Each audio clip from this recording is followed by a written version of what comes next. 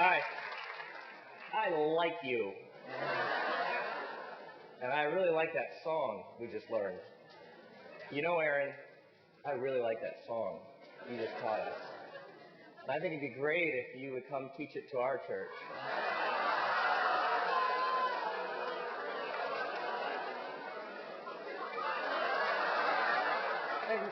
And where is the love? I understand that your tribal chief and I have a few issues. Oh, man. What was I going to do? Oh, yes, teach. Okay. Last time I was here, we were in the book of Exodus. Before that, we were in the book of Leviticus.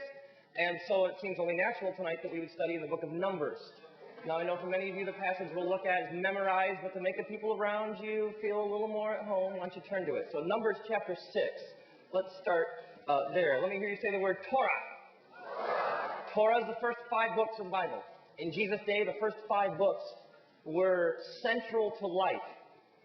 You would obey, you would study, you had probably by the age of 10, Torah memorized. Torah was central to life. They referred to Torah as the way.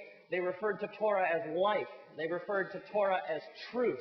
And when Jesus comes, he said, I didn't come to get rid of the Torah. I came to make it speak. I came to show you what it looks like when it takes on flesh and blood. And so this passage in Numbers, chapter 6, would have been a passage that for thousands of years people would have probably had by memory.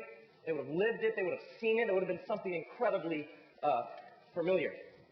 So let me just pause for a moment of silence and reflection before we get going. Yahweh, Master of the universe,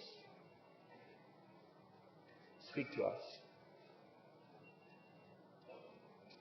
We have millions of distractions around us, and many of us are desperate to hear from you tonight. We thank you that in the Messiah you are restoring and repairing a broken world, and we want in on the action. We want to be a part of what you're doing, and whatever you need to speak to each of us, we give your Spirit freedom to move in this room right now and speak to us each deep in our soul what we need to hear. And all the disciples said, Amen. Numbers chapter 6. You ready to go? All right. We're not messing around tonight. Yahweh said to Moshe, speak to the Israelites and say to them, if a man or woman wants to make a special vow, a vow of separation to the Lord as a Nazarite. Now, the premise of Numbers 6, this first section, is somebody wants to make what's called a Nazarite vow. Now, the text in the NIV, which I just read, this version says, if you want to make a special vow. Now, the word special there is an awkward translation of a complicated Hebrew phrase. The Hebrew word that it comes from, let me show you what it looks like. If you tried to spell it in English, you'd end up spelling it kind of like this. Let me hear you say, plea. Plea. So when it says make a special vow, in the Hebrew language, it's make a plea vow. Now, the word occurs throughout the scriptures, but I want to show you 2 places because I think it unpacks or it begins to bring out a little more meaning. So turn over to the book of Judges, chapter 13. Here's another occurrence of this word, and I think it will give a little more flesh to what's going on in Numbers 6. So hold your place in Numbers, go to Judges 13, and let me show you, let's go to verse 19. Then Manoah took a young goat, together with the grain offering, and sacrificed it on a rock to the Lord. And the Lord did a plea thing while Manoah and his wife watched. How does your text translate that word? Did a what thing? Amazing. Anybody have anything else? Wondrous. So when it says make a special plea vow, this verse says amazing or a wondrous vow. Turn over to the book of Psalms, chapter 77. The word comes about again. Psalms 77. Verse 11. This one goes to 11. So I have one Spinal Tap fan here. Oh, yeah! And with family, it feels like. That was obscure movie reference number 1. Now that you're on alert. Okay, verse 11. I will remember the deeds of the Lord. Yes, I will remember your pleas of long time ago. How does your text translate it? Miracles or wonders. Now, back to Numbers. So when Numbers says if anybody wants to make a special vow, if you pull the word apart, the word it has a bigger almost meaning. Sometimes it's miraculous. If somebody wants to make a miraculous vow, if somebody wants to make a wondrous vow, if somebody wants to make an amazing vow. Other linguists say that the word could be, in our language, we might say supernatural or extraordinary. So the premise of number 6 is if any man or woman wants to see God do something in their life miraculous, wondrous, supernatural, amazing. And then it lists 3 things you would have to do. Verse 3. He or she must abstain from wine and other fermented drink, and must not drink vinegar, which I don't know if that would be a problem, made from wine or from other fermented drink. He must not drink grape juice or eat grapes or raisins. As long as he is a Nazarite, he must not eat anything that comes from the grapevine, not even the seeds or the skins.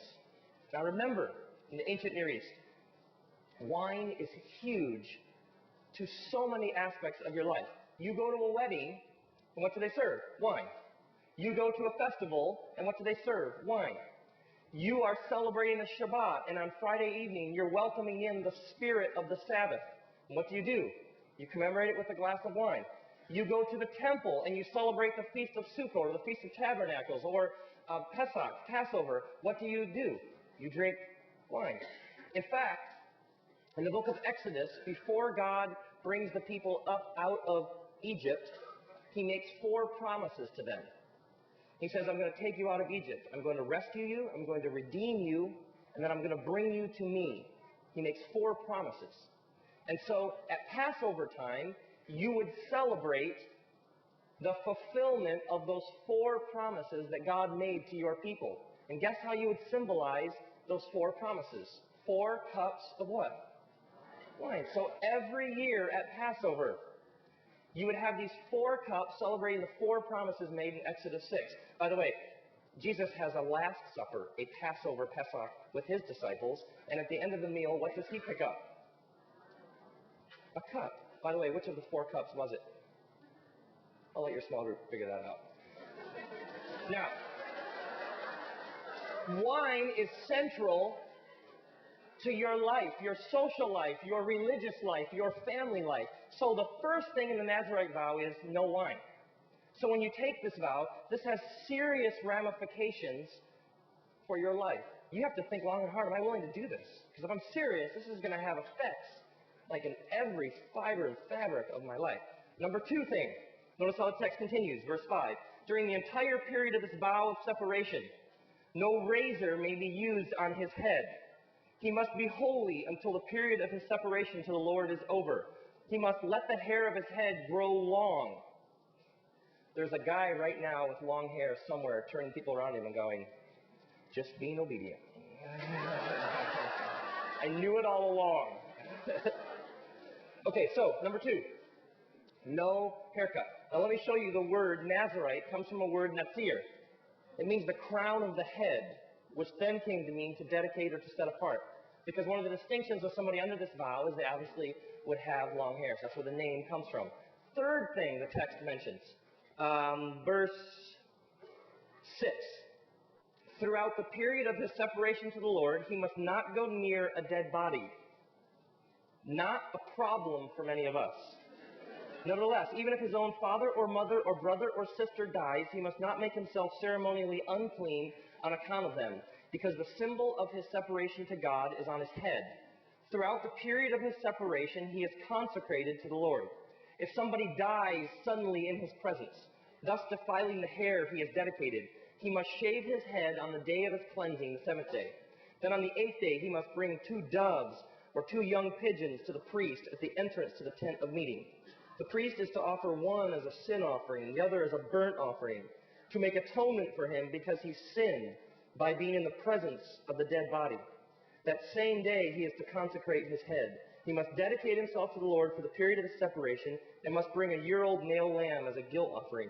The previous days do not count because he became defiled during his separation. Number 1, no wine. Number 2, no haircuts. Number 3, no dead bodies. Now remember, in ancient Near East, there isn't a med center down the street. There aren't nursing homes.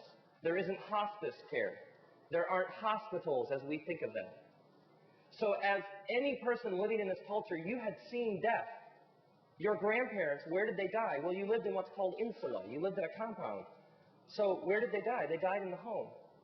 Where were your brother and sister born? Probably in the room that you all slept in.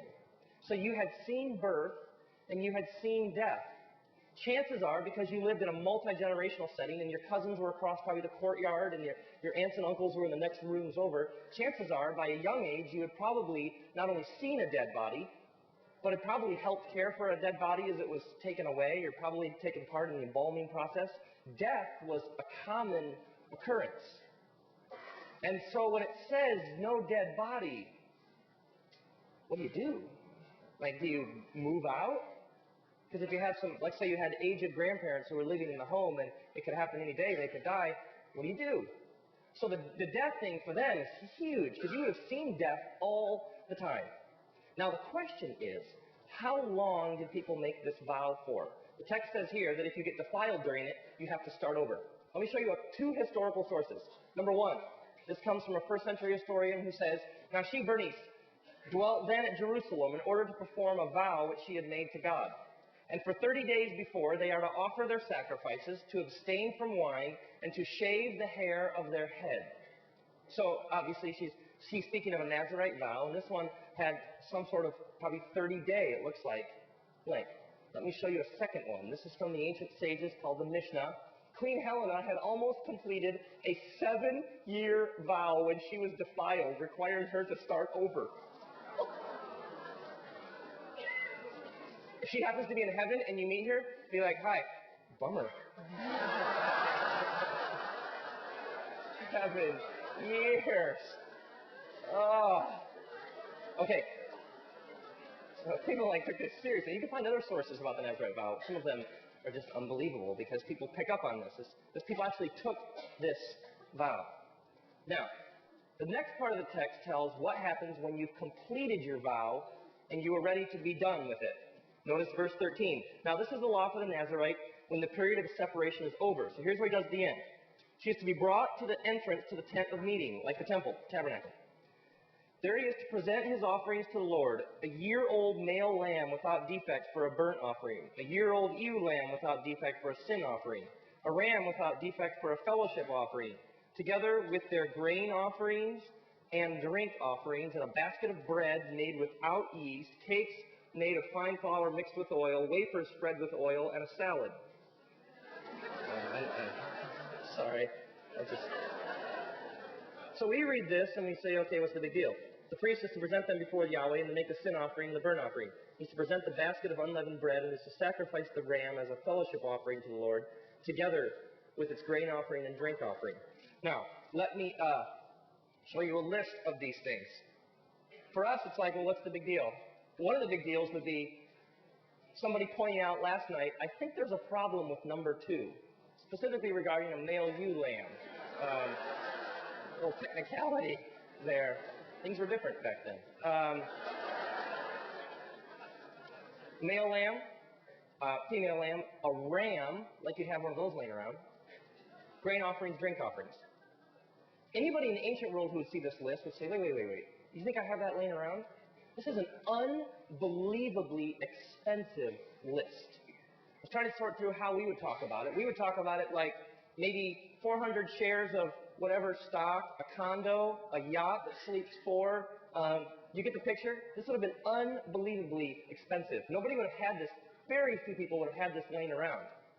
In fact, some people believe that nobody could have afforded this, and that in order to bring these sacrifices to the temple to complete the vow, you would need the help of others.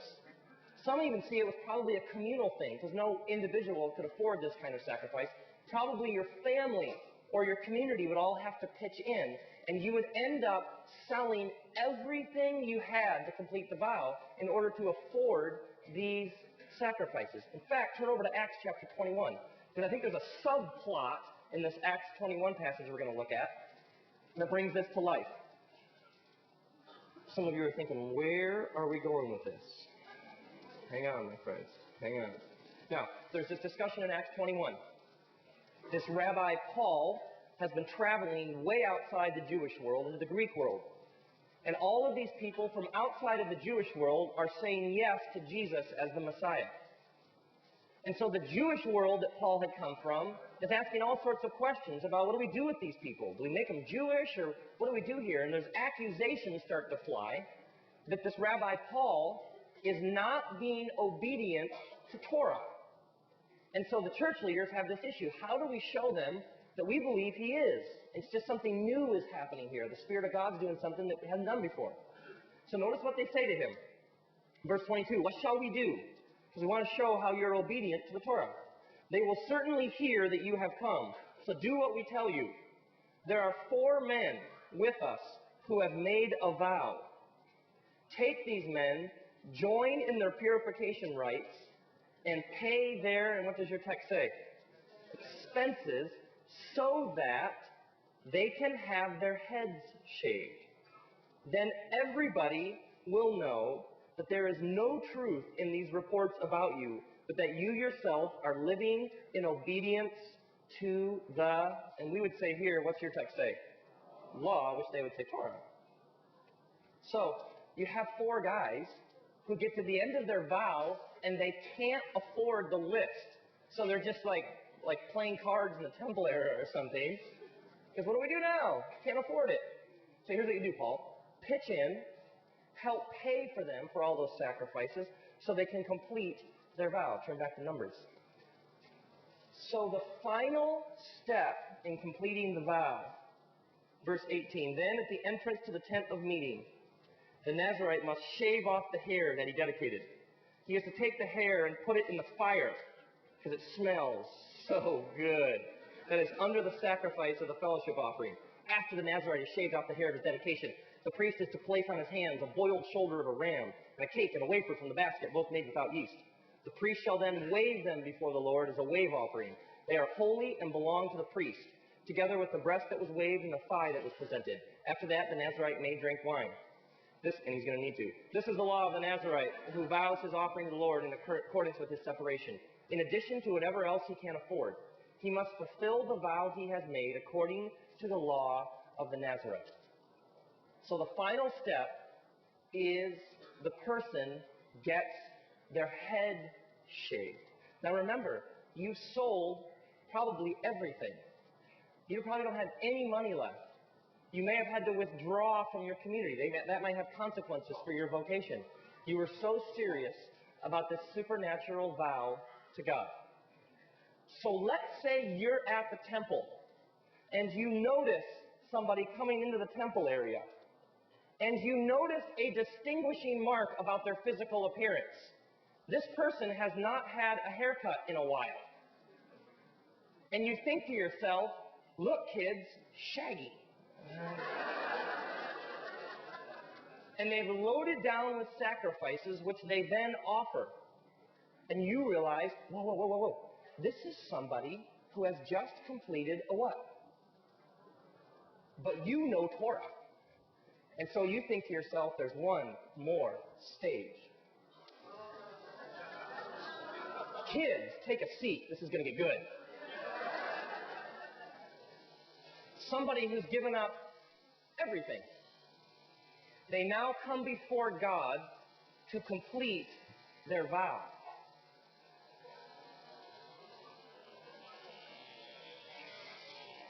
Hair begins to fly.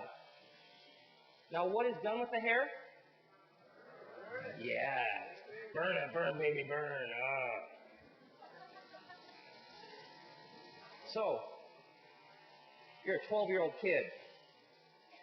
This is your first trip into the temple. At 12 years old, like at Passover, when you were 12 years old was the first time that you got to kill the family lamb at Passover. That was the first time into the temple area in order to offer a sacrifice. By the way, Jesus, we see him at the temple at what age? 12, yeah, of course. So, you're with your parents, and you see Shaggy come in. And because you know Torah, you've been studying Torah since age 6 in Bet Safar, the first level of education. And you think to yourself, is this what I think it is? And so you say to Mom and Dad, is this a Nazarite? Yeah, it is. This is somebody who's committed themselves to God. Yeah.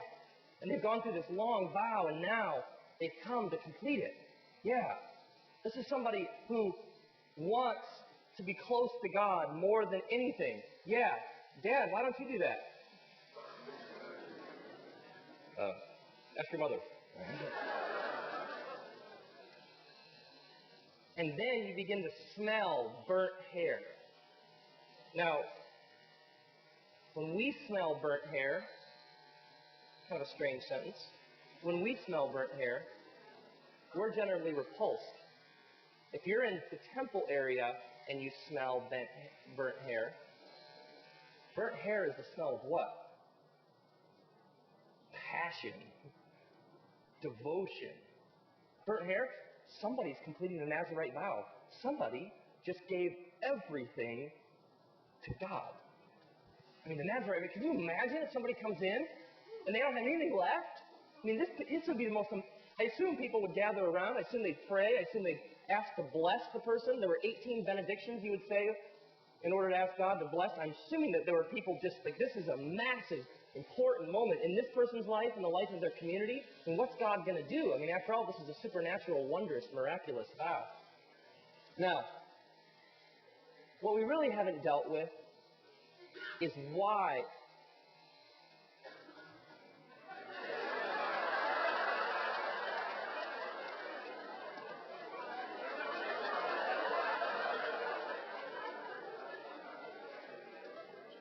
Not going to be meeting many girls tonight.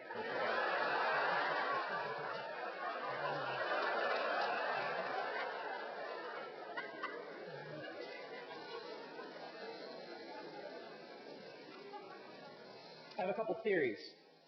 Because what we really haven't talked about tonight, and what's not really in number 6, is why. The vow just says a special vow, well, miraculous, but it doesn't really say why. Like, why would you do this? I have this theory, and you can find it in a couple of the writings. People allude to it. I wonder if there were people in the ancient world who struggled with things that they just couldn't seem to find victory over. We would use words like victory or release or freedom from.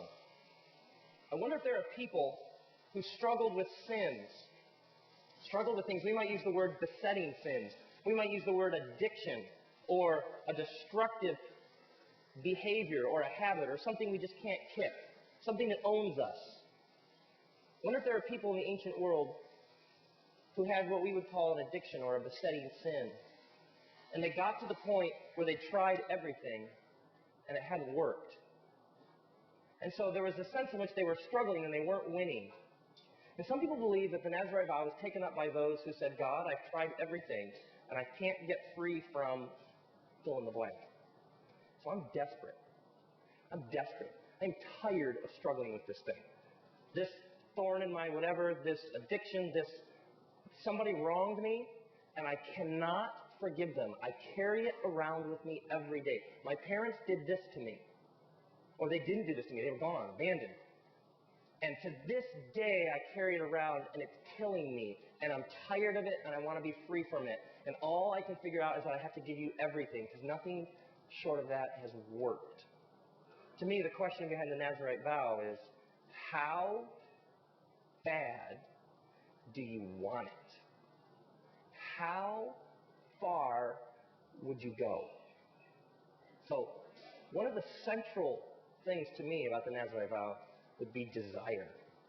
Like, how bad did you want the life with God that you knew was possible?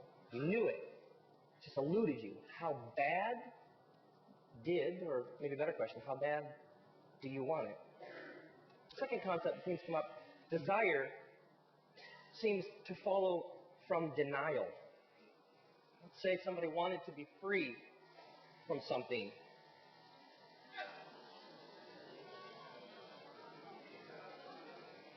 Last night we got to this place, and with great pride I said, look, a no hawk.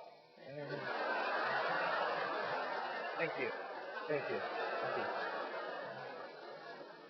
It was funny. It was like last night, I started cutting hair. It got silent. People were watching like this.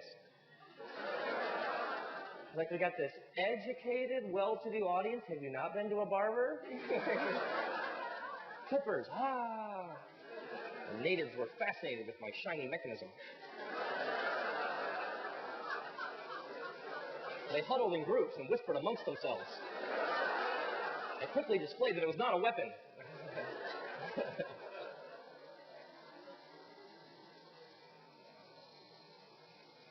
What would you give up to be free?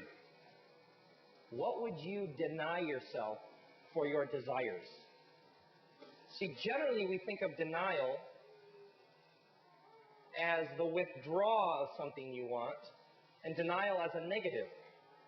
But in the Nazarite vow, your denial was driven by a desire that was bigger. We tend to think of denial as negative. I don't get to have that. But in the Nazarite vow, denial is driven by, it's not that I don't get to have that, which I'm not. It's that if I deny, there's something bigger. See, faith always breaks down when denial is the point. Like, kids, don't do this, this, and this because you're a Christian.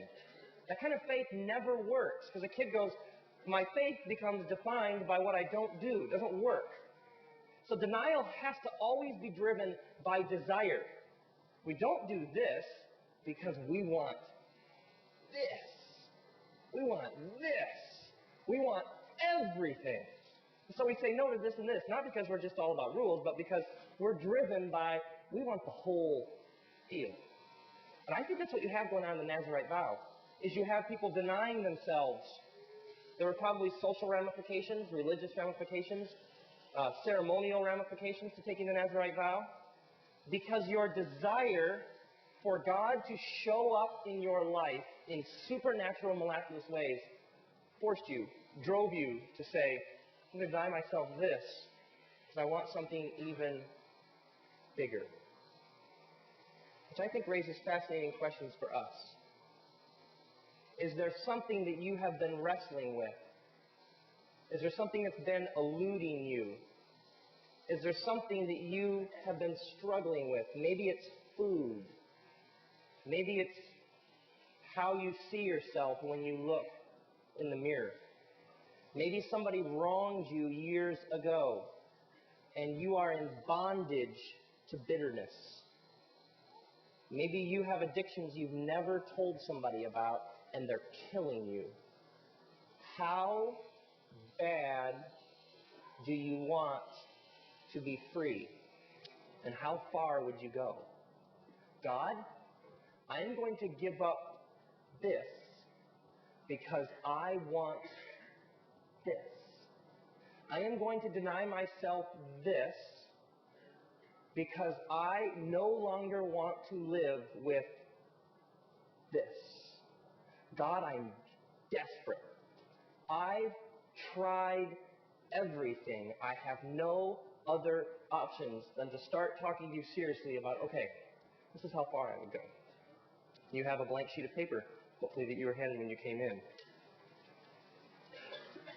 Perhaps we ought to take a moment. This picture moves me. The Nazarite vow convicts me, forces me to ask questions about how bad do I want it, and are there areas where there is a fullness of life in the Messiah Jesus that I know is there and I don't have it? Is there a vow you could make tonight? Scripture speaks seriously about taking vows and the serious consequences of taking them flippantly. And so it's obviously something we think about long and hard. But is there something that you have been carrying around? Have you been pretending like your marriage is fine and it's not?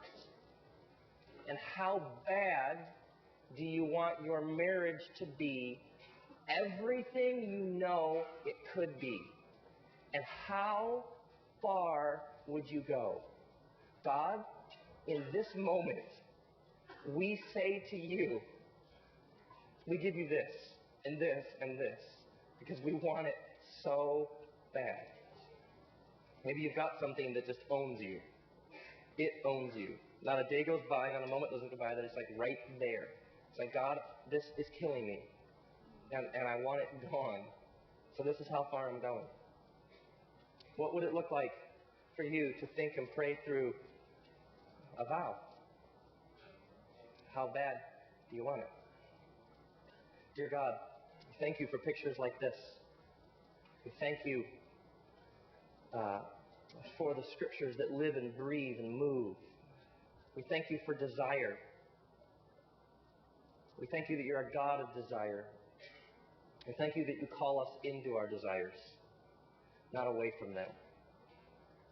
We thank you that you don't call us to somehow shut off our desires, but to pursue them in bigger and better ways until they reach you. We acknowledge that only you can meet our deepest, most eternal, soul-satisfying desires. And so we want to take seriously tonight what denial might look like for us, what it might mean to say no in order to say yes. So we're going to spend some time singing to you and reflecting, worshiping you as the God of everything. And we thank you that you love us this much, that you would redeem us in your Son, Jesus, that our sins have been taken care of, that we can live with you and never stop living. And in Jesus' name, all the disciples said, we're going to sing, and if it would help you, if it would help you embrace the seriousness of this, there's an altar up here. And while we're singing, if it would help you to publicly, before your brothers and sisters, place your altar, place your vow on the altar, and say, God, it's here. I have left it here. It would help, if it would be a great source of strength for you on your spiritual journey to get up out of your seat, to walk down front, and to place your vow on the altar, I want to invite you to do so. We'll worship for a while, and if this would in any way strengthen you in making this vow and making it a public thing that we can all see, we'd like to just simply place it on. No one's going to read them or anything like that, but if you want to place it on the altar, I invite you to do that. So let's sing, shall we?